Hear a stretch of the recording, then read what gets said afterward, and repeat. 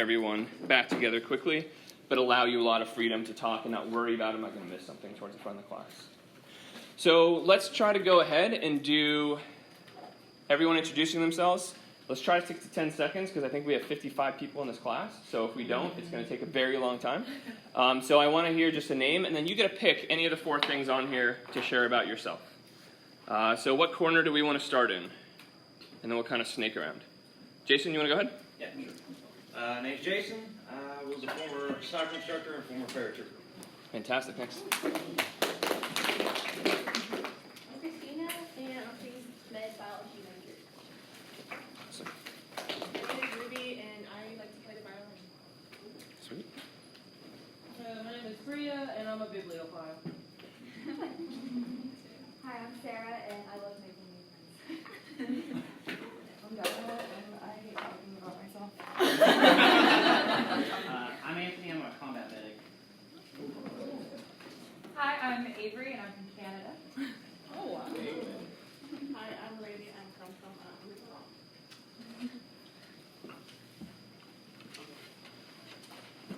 I'm Lo from New York. I'm Cruz, and I'm a biology major.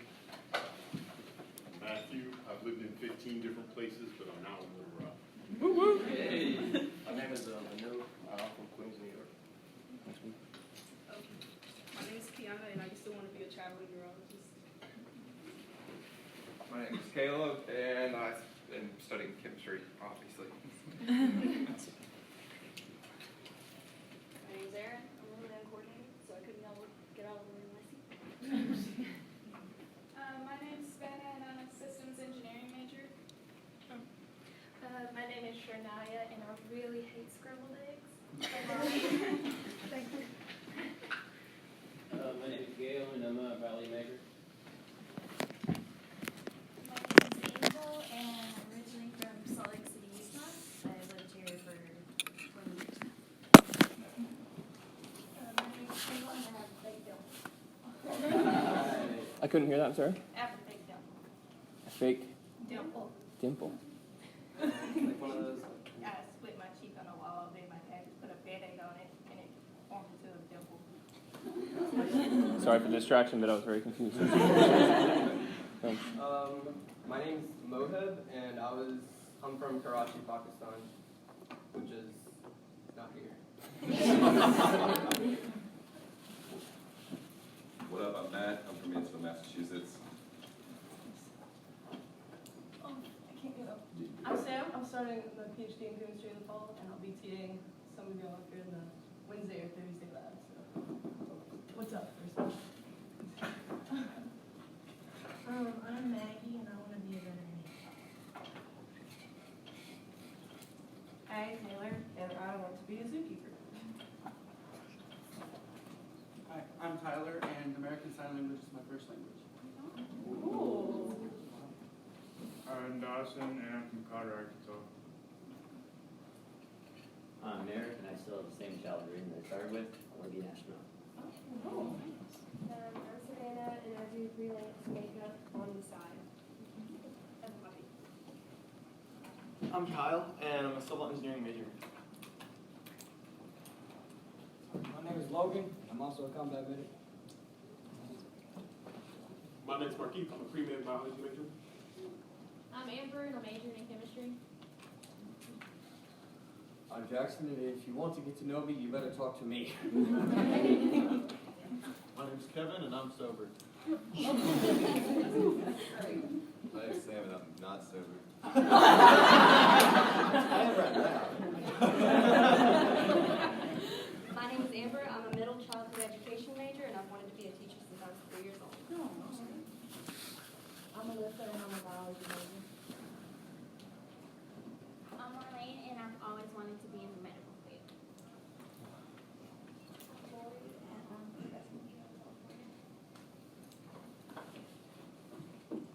I'm Tripty, and I'm a chemistry major.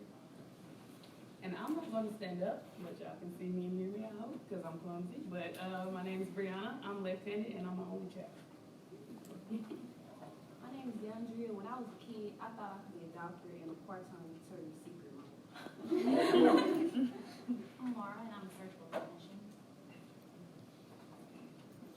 My name's Joey, and I want to be a large animal or an exotic animal vet. Hey everyone, I'm John, and I'm a scuba instructor.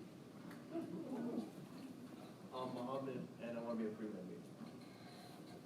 My name is Miracle and I'm a chem major. My name is Blake, and I'm a biology major. I'm Natalie and I want to be a genetic counselor. I'm Lauren and I like to make pottery. I'm Trey, and I'm very secretive. I'm Ashley and I have a pet python. Oh. I'm Dawn and I'm an elementary education major. I'm Jayla and I'm from Little Rock. I'm Josh, and I've spent the last 5 years as a ski instructor in Arizona. Nice. I don't think we had any new people come in during that, right? Has everyone gotten a chance? It's a fantastic group. So this is the group that you will be learning with through CHEM1402 this fall. I will be here. My role is really going to be facilitate. That's why I wanted you guys to introduce yourselves first before it was my turn. But at the same time, since I'm going to be interacting with you a decent amount, I thought I'd give you a little bit of background about myself. My first language was also not English. My first language was Swedish. I'm a first-generation American. My family immigrated from Europe, and I grew up in Seattle, where I like to go back and spend time because you can go on kayak, which is one of the best things about Little Rock as well, that you can actually go kayak on a lot of little lakes and rivers around here. It's a beautiful place.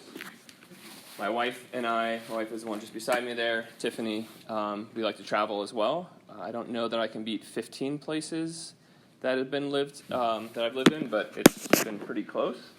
So this is us right before we ran with the Bulls in Pamplona. We looked pretty similar afterwards, so it worked out pretty well. And I proposed to her a few years ago when we lived in Switzerland, and in Switzerland this is how you say I'm engaged, because it's really cold. On the professional side, you're probably like, is this person going to help us at all with chemistry? So I thought I'd let you know I do have a PhD in organic chemistry. I studied how to try to develop drugs for cancer, and that was what I spent most of my PhD doing. So it's organic chemistry but applied to medicine, so I really have an emphasis on the medical process. And then after I did that, I went to Switzerland, which is where I proposed to my wife.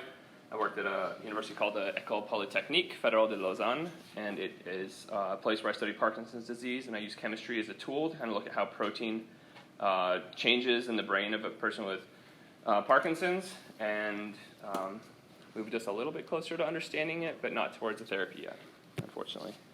And of course, Switzerland is amazing because that's France and the Alps, and this is where I worked. So I was very focused on doing my work, but I also was very focused on skiing and snowboarding and jumping off of things with my bike. Great place to do both of those. But most recently, and probably the thing that qualifies me the most to help facilitate your learning in this class, is that I worked at the University of Delaware for 4 years. And because of my background on the biological side of chemistry, I was in charge of developing an integrated chemistry course, and that's integration of biology, introductory biology, and general chemistry.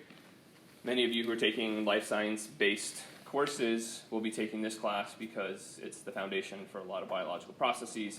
And so those two courses were very much standalone at University of Delaware, and I believe that they are here. I'll be working to see if we can change some of that. But this is month number 1 of my tenure here. So we had large lecture halls. My first class I taught literally day 1 was 300 students. It's pretty intense, so I'm really excited to have a group this size. I feel like we can actually get to know each other, and I can help you on a much more detailed level.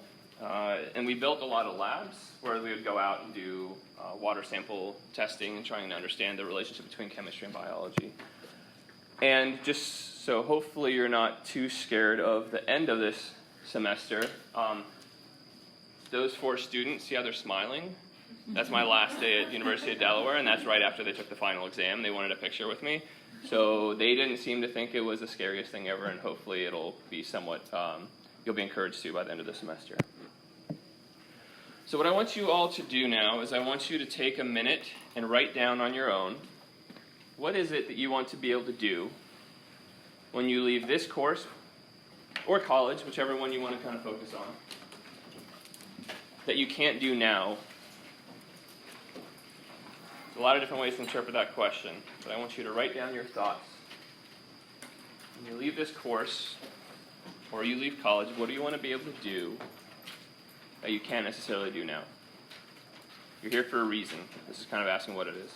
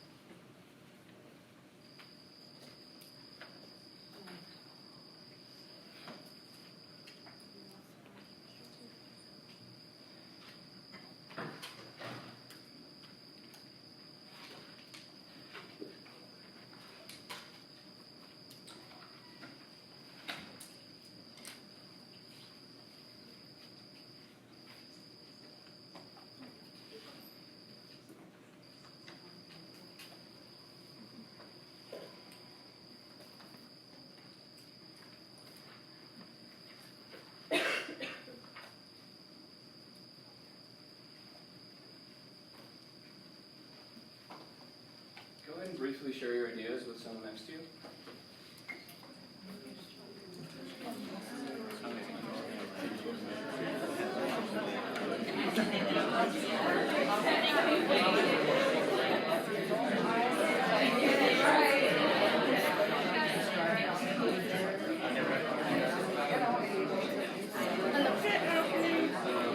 So I want to be able to build competitions by advising them on application chemistry.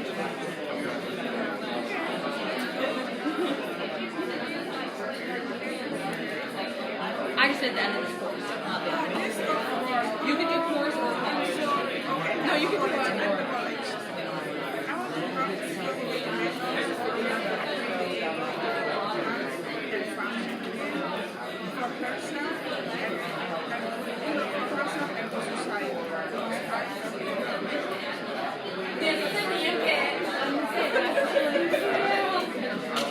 That's really nice.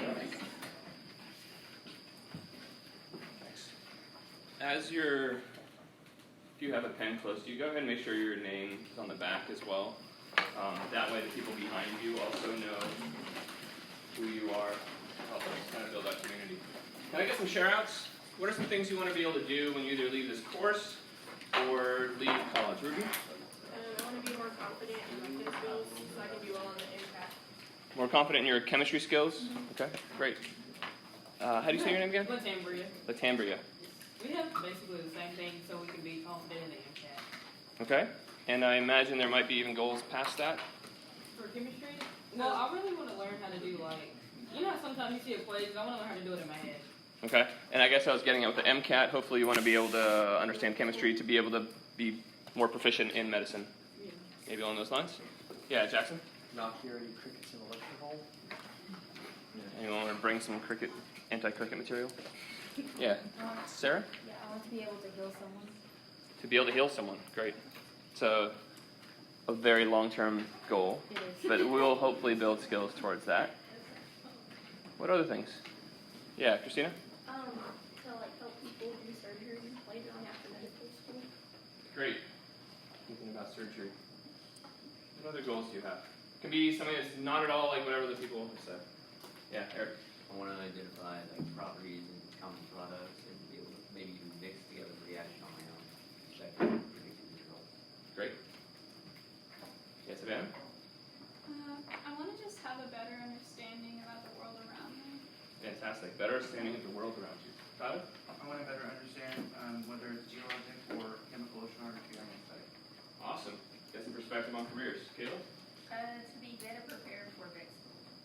Better prepared for vet school. Great. Deanna? I would like to understand chemistry well enough to read PhD papers for fun. Fantastic. So read primary literature, maybe is another way to say it. for fun. It's an interesting term. I don't know if I It's great. Anyone else want to share goals for this course or for your degree?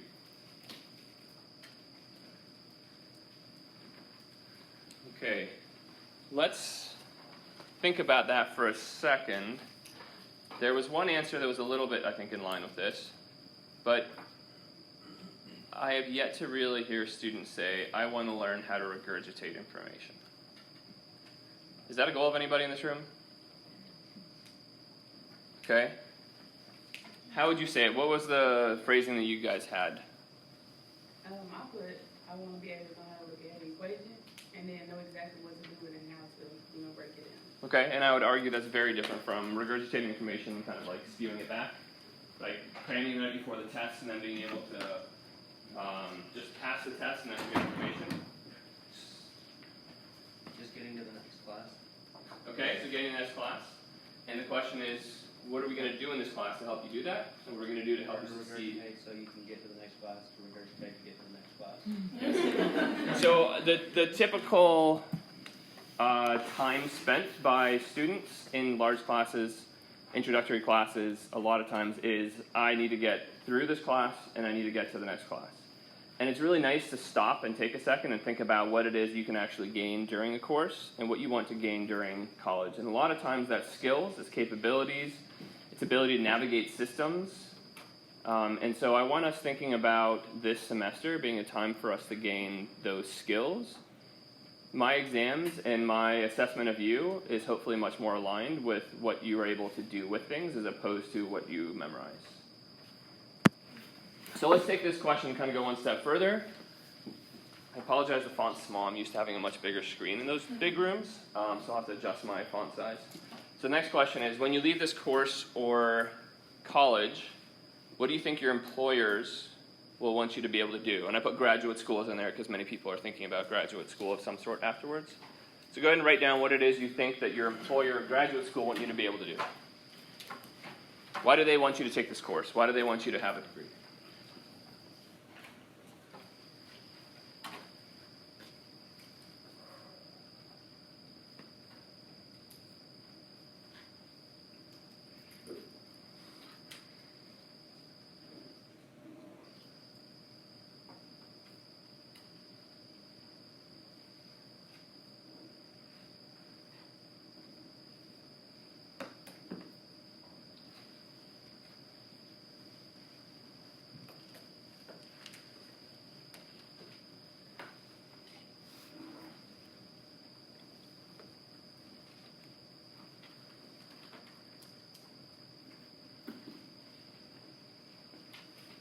Can I hear from someone who hasn't talked yet, maybe some ideas of what you think your employers might want you to be able to do?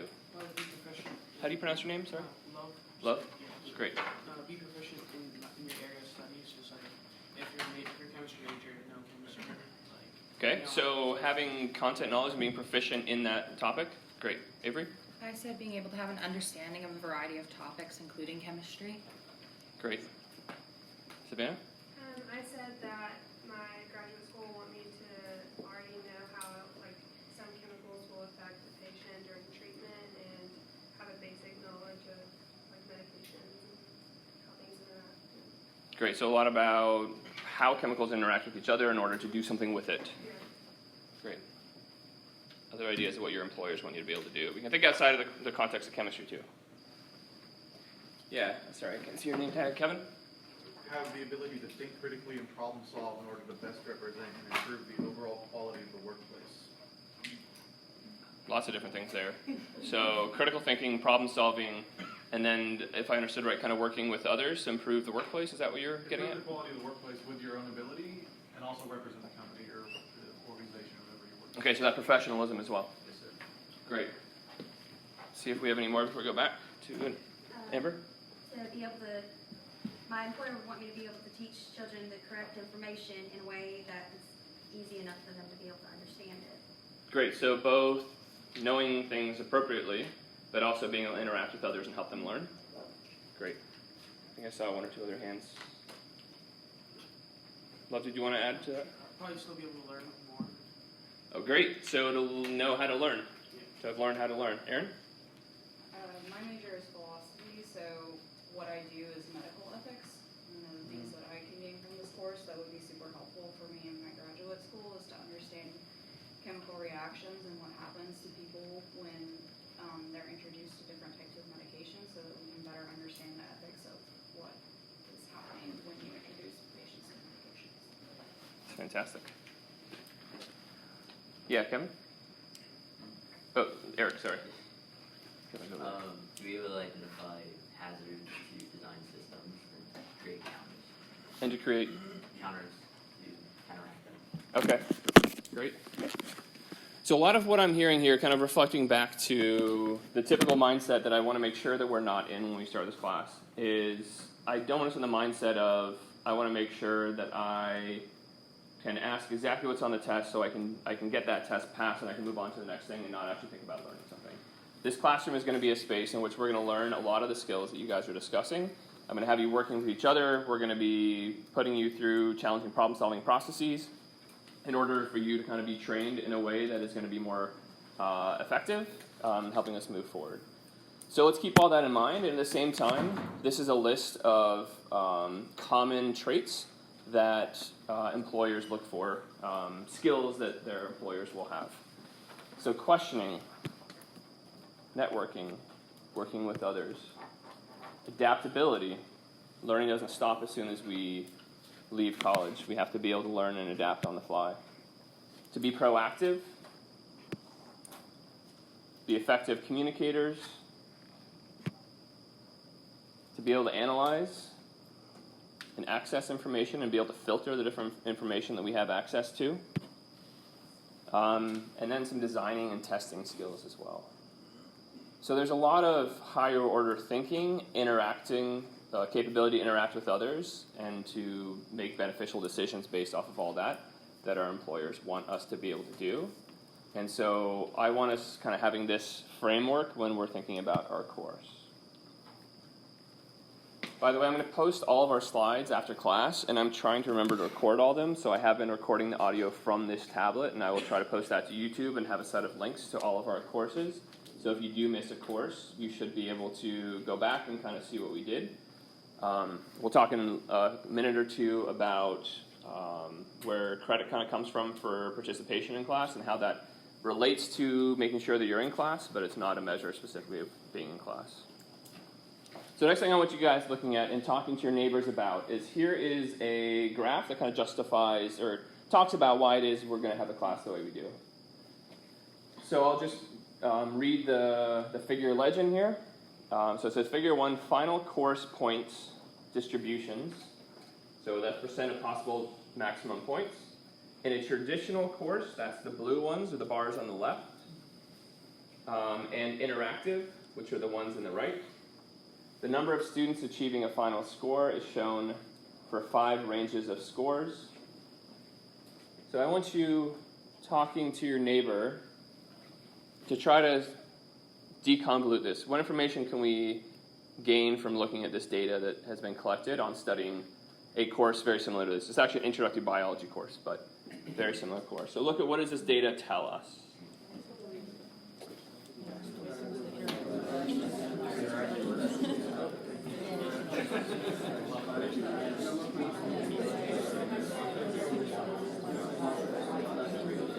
That's a process that no one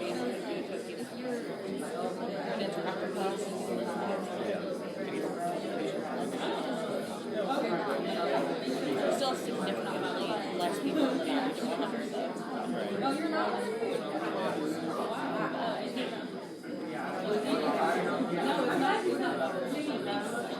I keep thinking it's closer to like 12.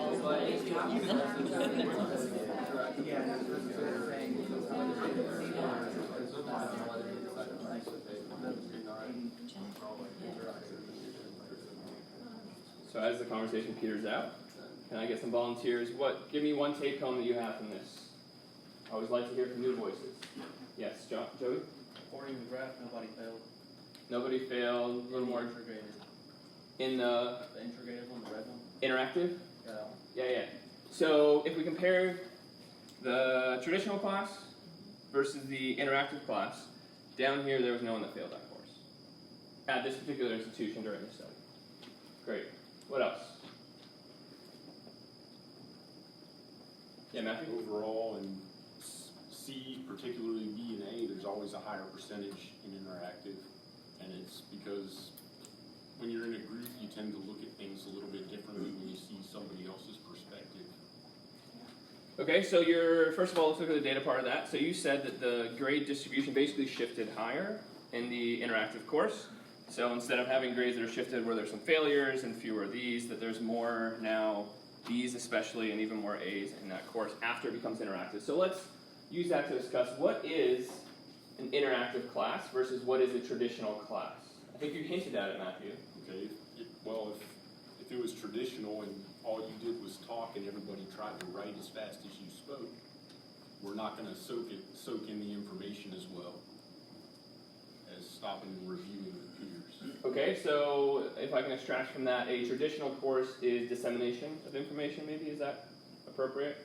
So I am the person who has the information, you are the ones who are learning, I will tell you what you need to know. That's a traditional class.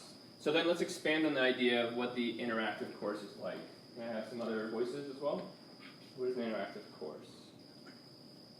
Yeah, Matt? It's more of processing information rather than just putting down a point to get a grade point on it. Great. Let's add to that. Avery? Just like you are right now, you're giving us a chance to give our perspective on what's happening and how we understand things, because someone else may understand it the same way as we do. Yeah, and it's not only about giving you a chance to voice it, but if you've noticed, a lot of times I ask you to stop and write down on your own. In order to learn, you need to realize what it is you already know.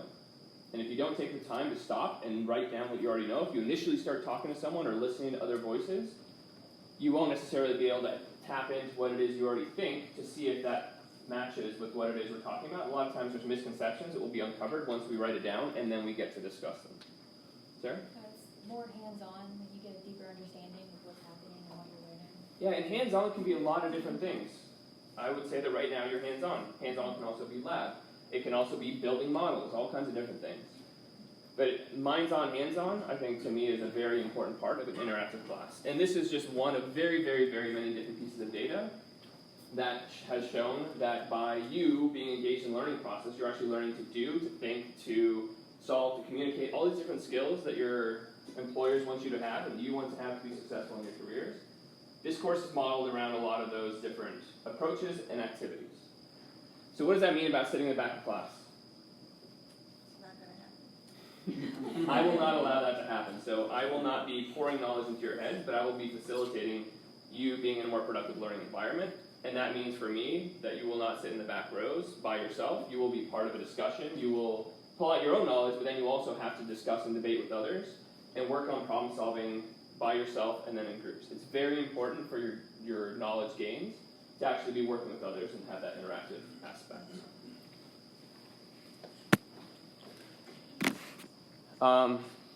We don't need to go into that.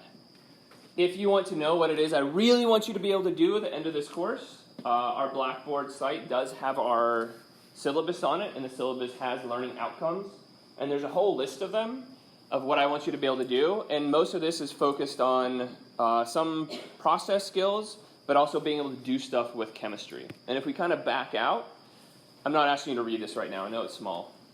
But I highlighted a whole bunch of words. What do those words have in common? Actions. That's what you should be able to do. That's not about what I'm going to do. It's about what you're going to be able to do. So that means that I will be asking you to participate. I will be asking you to talk to the people next to you. I'll be asking you to share your group's thoughts. Sometimes that can be scary if you don't know if the answer is right. But I would argue, and the data argues, that if you hear an opinion that might have a misconception built into it, that's typically very common amongst the whole group, and that we learn better from hearing both sides of an argument before making a decision and moving forward. So I know that there are certain people who get extremely anxiety-ridden if you are called on in class. So I do have a name picture sheet, a class roster, that I will be using to cold call people every once in a while. Most of the time it will be group share outs like we've been doing now. But I want to make sure I hear from most people in the course. So if you are very anxiety-ridden by knowing that you might be called on, I advise you to email me and just say, this is something that I get extremely nervous about. It means I can't think very well during class, so please don't cold call me. And then I'll use that in order to try to minimize cold calling on you. Is that fair? Not everyone likes to talk in class, but I encourage you that even if that is your perspective, that you will still push yourself to communicate in class when you do feel like that is an appropriate time for you. I think a lot about how my course is designed so that you maximize learning. A lot of that is knowing where you start from. And so I've built a survey that has two components. It gets an idea of what your attitude is towards science, and it also gets an idea of what grasp you have on chemistry concepts. That's going to allow me to tailor the curriculum and the course and the way that we approach things. So I've made it required an assignment. There's a Google form. It's in the announcement that I sent out last night. It sounds like it didn't go out last night. It's posted to our announcements on Blackboard. Within the next 2 weeks, I really need you to go and take this survey. It's worth the equivalent of 2 homework assignments, so it has some significant weight to it. I will also be using a survey similar to this at the end of the semester. It will not get a grade from your performance on this. The only reason it identifies you is to look at beginning of the semester, end of the semester, were there any changes, because that's kind of what I study, is how people learn chemistry. So there's 2 main things. One is, what is your current place right now to make sure I can tailor the course, and the second one is, what gains did we achieve during the semester? I'm not going to walk out of this class and be like, I nailed it, and not look at how you guys changed over the course of the semester. So it's really important to me. So this link is in a couple different places under information, under announcements. So make sure you get that. I'll remind you in about a week to make sure you do it. It will take about an hour is my estimate, which is why I want to make sure to give you credit, completion only. I will look at the aggregate of the data. I will not go and look and say this one person has a deficit here or is really strong here. That's not the point of the survey. And so let's talk about the structure of the class. If we're going to spend our time in class having you guys grapple with problems, really working with stuff to try to understand where did I come into this class, what knowledge do I have, how do I use that to build more knowledge, it means it's going to take time. And taking time is sometimes at odds with when I arrived. The chemistry department gave me this book, and they said, semester 1, teach chapters 1 through 10 and 25. This is an encyclopedia. So in my mind, this is not a class. This is a reference, somewhere to go. Remember, one of the skills was how to find information and how to use it. And that's important. So one of the required course components is a digital version of this book through Cengage Unlimited. I am trying to structure it so that things that are really easy, lower level skills, so reading, getting familiar with terms, and maybe trying an equation a couple times, you're going to be doing that outside of class. That means that in class, we're going to be able to take some of the same fundamental skills that everyone is going to have because you've done the pre-reading or whatever it is, and we're going to work on how do you apply that, how do you build that into a greater usefulness of knowledge. Some people call it flipping the classroom. It's a little bit different from that because I'm not recording lectures and having you watch them, but there's on the online homework platform that comes with this, it's called OWL. You will have, before every class, a pre-quiz, and sometimes a little YouTube video, and you will complete that. If you get all the questions right in your first try, then you don't have to go read anything. That means you're prepared for class, you're done. You might have a strong background, you have no homework for that class. If you take that pre-quiz and you don't do well on it, it'll tell you where to go in the book to read on it, what topics to look at. And so that's for Wednesday and Friday's classes, because we meet 3 times a week. That means that for Monday, there's no pre-quiz, but there is homework. And so I'll actually get into that in a second. But the big picture is that in order for you and us to utilize a course time to make the most gains in the most challenging stuff, you need to come to class prepared. So you're going to do some of that easy conceptual stuff outside of class, and then we'll work on putting it together here in class. So it's going to be a lot of problem solving. This stretch of 5 minutes here of me talking is probably the most you'll hear all semester, hopefully. But it's really going to be about discussing with your peers, working on building your problem-solving skills, thinking why things happen, defending your thoughts, and that kind of stuff. I will be using an in-class polling, so instead of just hearing from a few voices, I will hear from everyone. It's one of the required materials for the course. I'm not sure if the bookstore has actually gotten it on their shelves yet, an access code. You can literally just download the app if you want. It's called iClicker Read. It's a way to use your phones to poll, and I can do a number of different things with images or with multiple choice or numeric answer, all that kind of stuff. So please, for next class, make sure that you've downloaded the iClicker Read polling system. You can start by just creating a free account. It's a 2-week free account, but it does cost $15 for the semester. I don't know how much it'll cost in the bookstore. They might have an upcharge on it. So it's up to you to decide whether that's where you want to buy it or you just want to buy it directly online. The online, I think it's called Cengage Unlimited, is that right? The bookstore has it listed. It's $120 for the semester. It's great if you're taking multiple classes that use it because it gives you access to all their courses. If you're only taking this class, then it's $120 for this class. That was something that we're going to see how it works this semester and how beneficial it is. All the courses are doing it. And so I think it will have a significant benefit because once you go through that pre-class quiz in OWL, it's part of the online homework. It'll connect you back to it. And so it's an integrated system that I think even if it's just for this course, it should be fine. And I should note, if you take Gen Chem 2, then this is the same platform and it continues throughout the whole year. So it says a 4-semester access, but it really is an entire year's access. So that kind of decreases the cost a little bit. And then you guys will have lab once a week starting this week, right? And so you'll kind of interact with your lab instructors, your TAs, and so Sam is one of our TAs for general chemistry, and I think she'll be a great person to have if you have her. So looking at the online homework, there's 3 components that are equally weighted. It's worth 16% of our grade in total. Pre-class quiz, as I mentioned, which is Wednesday, Fridays, due at 9 a.m. each day. You'll see that once you get in and kind of start looking around. Credit is just for completing it. I need your feedback. This is the first time I've used this particular online platform. If this is not feasible or reasonable, I need to hear from you. I think I've done it so it's the right amount of work, but it's an adaptive platform, so it may be a ridiculous amount. So please give me feedback on how this works in the first couple of days. Then at the end of the week, you will have a homework that's going to be due. This week we actually don't have one, so with that said, I'm throwing the exception. It's typically due on Sunday evenings. It'll be open all week. And then once again, you just have to complete all the questions. The algorithmic, so you can work together on both of these. Ideally, though, if you don't really know what you're doing here, you spend the time reading so that you come to class prepared. This one, feel free to work with others. Everyone has a slightly different version of the question for the most part. And then the only thing that you can't work on others with is the post-quiz. So this will be the day after the homework is due. So next week, this is due Monday. I think you have all day Monday to do it. You only have one attempt. This is actually an assessment of how you're doing for both you and for me.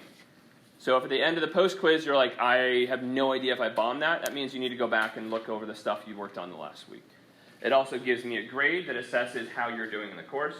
Has to be on your own. This is not something you sit down with your peers and take just to make sure that grade. It's a relatively small piece of all the homework, so I want to make sure you're focusing on using this to learn how it is that you're doing in the class, and that gives me some input on it. The exams are determined.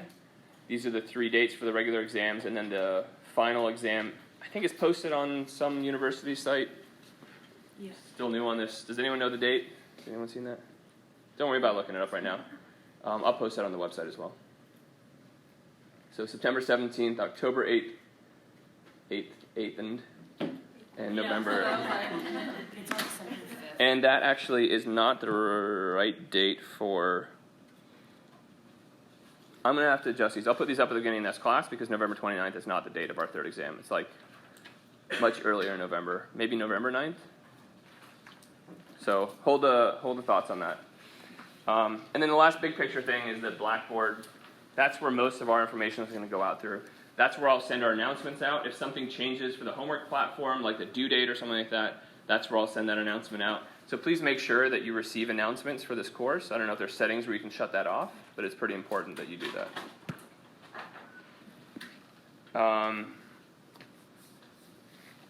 We talked about like 2% of the syllabus today, really not much.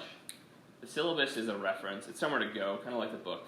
You need notes there. If you have questions that are very logistical in nature, you need to go there. So I'm not going to, obviously didn't spend the whole first day of class on that.